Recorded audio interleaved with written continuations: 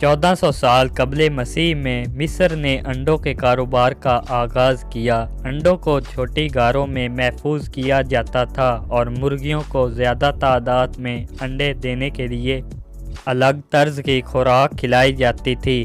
روم نے انڈوں کا آملیٹ ایجاد کیا۔ انڈوں کے ساتھ شہد کو استعمال کیا گیا جس کو آملیٹ کا نام دیا گیا۔ رومن انڈوں کو خوش نصیبی کی نشانی سمجھتے ہیں اور اکثر اپنے گھروں کے فرش کے نیچے انڈوں کے چھلکے رکھتے ہیں۔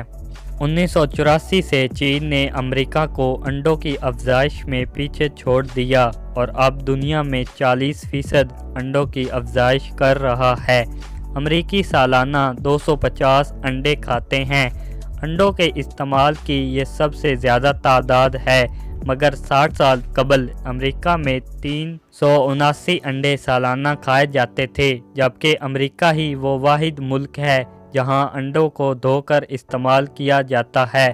قدرتی طور پر انڈوں پر موجود کھول اس کو محفوظ رکھتا ہے، جس کی وجہ سے انڈوں کو کمرے کے درجہ حرارت میں بھی رکھا جا سکتا ہے، لیکن اس پر کچھ جراثیم موجود ہوتے ہیں جن کو صاف کرنے کے لیے انڈوں کو دھو کر مارکیٹ میں لایا جاتا ہے، جس کے بعد یہ انڈے ریفریجریٹ کرنا لازمی ہو جاتے ہیں۔